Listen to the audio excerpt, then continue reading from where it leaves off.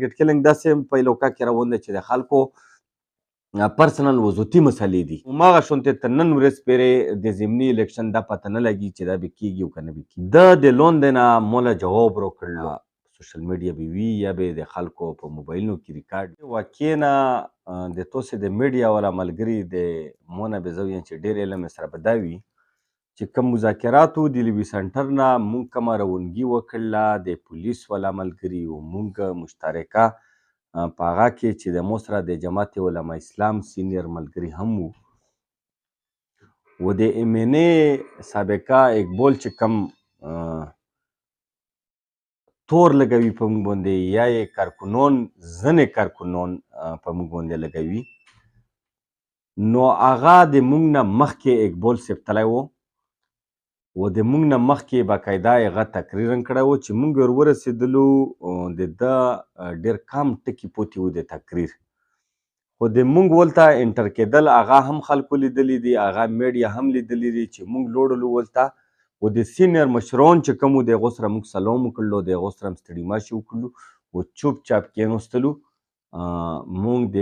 مظاهرې چې کوم آداب وي په هغه آدابو کې دننه موږ کېناستلو او هغه د خلکو تقریرونه موږ اورېدل. په هر حال چې د مو لمبر راغلو مو کوم تقریر کړی دی هغه د چا نه پټ نه دی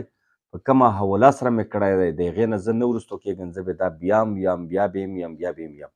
دا یو حقیقت دی. دا له ویل شي د عوامو نمایندګي په حقیقي معنو کې د ډور و د خوف نه وتې خبرې دي. دا د لندن نه موله جواب راکړلو هغه سوشل میډیا به وي یا به د خلکو په موبایلونو کې ریکارډ وي که په دا کې مو دله یا د ده د الفاظ د وجې مو په تقریر کې فرق راغلی وي یا مې جواب ورکړی وي هغه هم د توسې په سوشل میډیا باندې په موبایلونو کې وي ریکارډ شوی وي. هیڅ قسم له مونږ نه بد اخلاقه خبره کړې نه بد اخلاقه جواب ورکړی خو و چې د تیرو د خلکو د ده نه نفرت و و د تیرو خلکو ته وویل چې ته دا کومه خبره دې وکړه دا دې غلطه وکړله او ته دلته سیاسي سکورینګ له راغلی یې ته سټیج له راغلی ته د دغه زوی نه وځه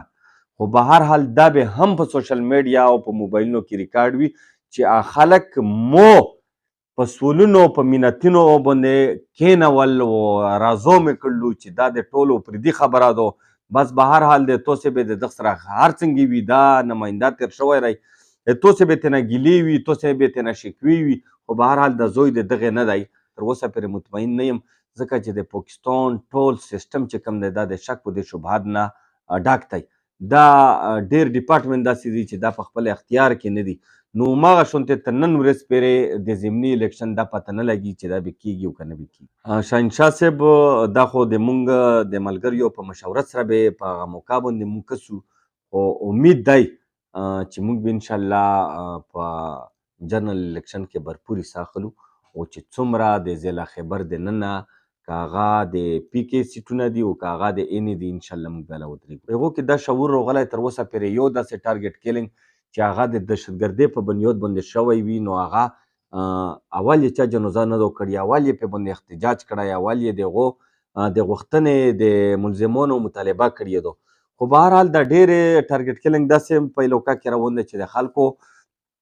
پرسنل وضوطي مسلې دي خو مو مخکې هم دا پیغام ورکړی اوس یې بیا هم ورکوم چې د خدای خاطر وکړو په ټوله دنیو کې سیاست کیږي په ټوله دنیو کې تنقید برای اصلاح چې کوم نو دا په هر ځای کې وي خو توسې یو کوالټیو زون کې راولو چې اول الله تعالی کوم نظام را لګلی دی الله تعالی کوم کتاب را لګلی دی کوم د مونږ د توسې د اسلام دایره ده د سیاست دپاره د پارټۍ دپاره هغه دایره چې کومه ده د انسانیت و د الله تعالی چې کومه انسان دپاره خوښه کړی عمل دی هغه مه کرس کوو